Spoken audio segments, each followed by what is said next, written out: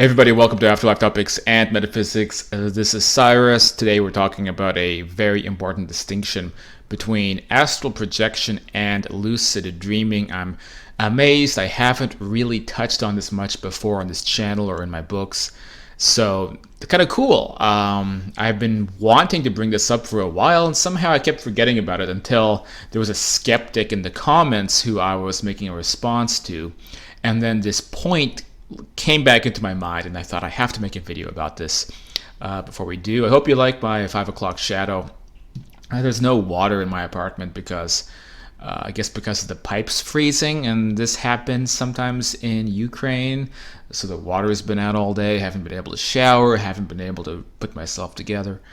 With any luck, it'll be back on. Hopefully at some point later tonight.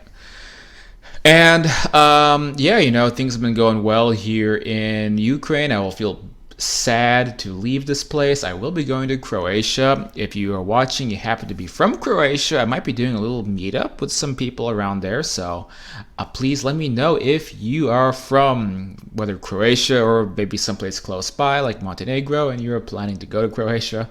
I'll specifically be in Zagreb. So again, if you want to meet up, let me know if you're in that area, and you can join us probably around the 28th in the early evening time. So please stay in touch with me to find out more. Also, if you're new around here, you like topics like astral projection, spiritual topics, please hit that subscribe button, share the video, like the video, and consider becoming a patron over at patreon.com/afterlife topics. Putting in a few bucks a month is actually the thing that allows me to keep putting so much time into these areas of work without becoming a homeless vagabond. So any help in that area is greatly appreciated. To continue, so there is there was a TV show that I used to watch as a kid, which was Batman, the animated series. And there was an episode that I remember very well. One of the villains might have been Joker. It might have been like Mr. Freeze or one of these guys. Captured Batman and decided he finally wanted to get rid of Batman, but he respected Batman too much to kill him. So he hooked him up to some device which put him into a perpetual dream state, and it would be a dream that would fulfill all of Batman's fantasies. And so Batman had this perfect girlfriend, and all of his worst enemies were finally captured and put away in prison, and he was just successful at everything, and life was really good, and Batman was very happy. Although the spell was broken, Batman found out he was stuck in a dream because he grabbed a newspaper and picked it up and looked at the words, and the words were all scrambled. It was impossible to read anything. It was a bunch of gibberish. And so this showed Batman that it was not reality because he couldn't read or write. And I was surprised by this as a kid, so I asked my brother, it's like, how come Batman, when he was dreaming, he wasn't able to read or write anything? My brother explained to me it's because when you're sleeping, you're predominantly using only one part of your brain, that's supposed to be the right lobe.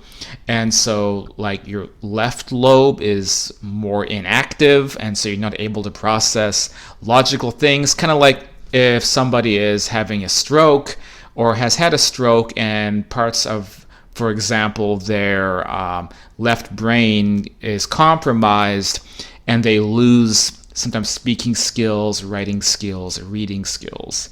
Okay, and so when you're dreaming, it's pretty much universally recognized that you're not able to read or write. Kind of like that Batman episode, when you try to read something, it's like your brain can't process what the text is. Okay, so you can see the words, but you can't put those words together. And from experimenting with a lot of dream states, I know what this is like very, very well. And it's weird. I mean, like you can see the words, but your brain just is not able to make sense of them. They don't come together to form a sentence. So it's a hallmark of dreaming, and it really shows the brain dependency when you're in a dream state. Astral projection, this I think one of the most interesting elements, and something that I hope is someday researched to a greater level, because I think this is a highly indicative of the differences between being in a completely brain-based state and being literally outside of your body. In the astral projection state, I have never had an issue with being able to read or write. And when I first began having a lot of AP experiences in 2014, this is one of the first things that I was noticing and trying to investigate, which is reading and writing, because I was basically inferring that if this were a real experience, then I wouldn't be connected to my brain. If it were a dream, then I, just like many dreams in the past, I wouldn't be able to process kind of this left lobe skill like reading and writing language communication. So, quite a few times I have not only read things, I have also written. And I have written notes to attempt to find those notes in the future. Like if I astral project in one location, I want to see how consistent the environment is. So I would write a note and leave it on the wall and then come back to it later. Didn't have so much luck with the notes. I did have luck though with in the at home that I appear in, which is a replica of my home when I was growing up. There was a Bible that was left out, and I look like it belongs to my mom. My mom, who was crossed over and often appears there with me from the other side. So one time I found the Bible and I wrote a message like at the beginning of the Bible, and the message was something like, it was a little bit snarky. It was like, warning, don't take all of this literally, right? I guess, it's a Christian Bible. That's kind of my feeling about that. And I did come back. I had an experience later down the line. I found the Bible again, opened it up, and found my message written there, right? So not only was I able to write a message and verify the continuity, the stability of the environment, that things are still there, you can leave messages, but it's the fact I'm able to write. I'm able to work with language like that, and it doesn't become a big cluttered mess. So I think this is very evidential of a proper astral state being at least partially operating outside of the brain. Now we have to keep in mind other elements of astral projection that indicate how it is different from dreaming, and the most notable are the physiological changes, so a feeling of energy flowing through you, a vibration feeling, a whirring feeling, things like that. A strange sensation, a disconnection happening, sometimes a popping noise or a popping sound. These things seem to happen when you exit the body. And sometimes it'll happen like you'll be dreaming, then you'll get that sensation, then you'll be super lucid, and the dream will be changed into something that seems like a real environment. So before, you may be in a place that clearly is a dream. It's a bunch of nonsense. You got pink elephants walking around, and like there's Grover from Sesame Street over there, and there's Pikachu from Pokemon over there, and a bunch of nonsense. But the environment seems like a city. It seems like it's a real place, but there's all this weird crap. Get the sensation, whirring, like, you get something, you get this disconnection happening, and then you look around, you're very lucid, and Pikachu and the pink elephant and Grover and all these guys, they disappear, all the subconscious projections, and now there's like real people walking around. And then suddenly, among other changes, you can read and you can write again. So I will postulate that unless some of these types of things happen to you, there's a pretty good chance that what you experienced was not astral projection. Now, it doesn't mean that you can't get bits and pieces of an astral environment just through dreaming, right? Because the dreams, if you look past Pikachu and Grover and Elmer Fudd and whatever you're hallucinating, you can infer a real environment and things that may be really happening, even if you didn't make that full disconnection happen, right? So I call this astral dreaming, and you can train yourself that even if a night goes by you did not astral project, but you had a lot of crazy dreams of being in a very specific environment, you can infer what was really happening on the astral state, even if you didn't fully connect to that side. So this is usually how I get information from that side. Maybe it's only once a week or once every couple of weeks that I have a full-blown astral projection experience, but almost every night I'm having dreams that don't fully mature into the astral experience. I can still take those dreams and I can analyze them and figure out what was real and what was not real.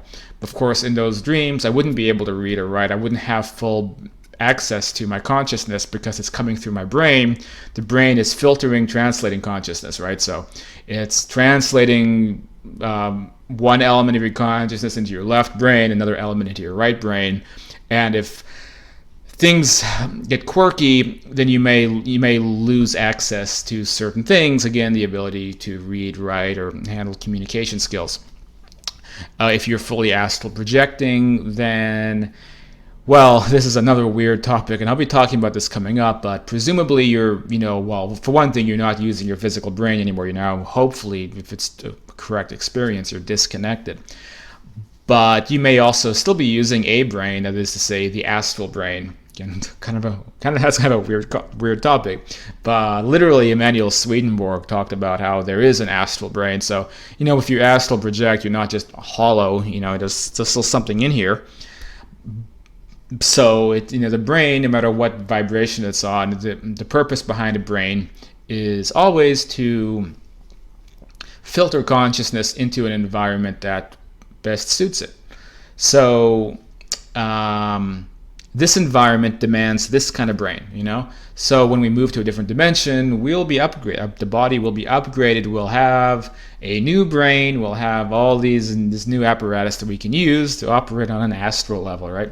Maybe if we're in like a light body or in a higher dimensional body, maybe the brain, it doesn't look like this big, nasty-looking pink organ, or pink and gray organ. Maybe it is like just another type of light, or it's some kind of like a ball of energy or something. Who knows?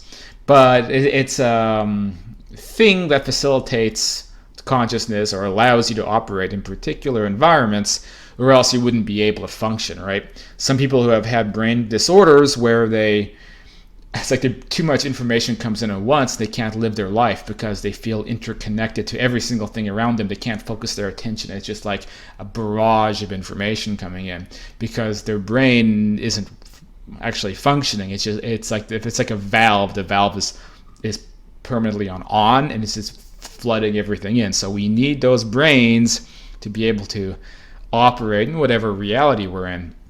And then there's probably realities that are suited for no brain at all, but that's a very, very, very expanded state of consciousness, which wouldn't be functional for our day-to-day life. So I'm going to repeat all of this information coming up when I do the video about brains.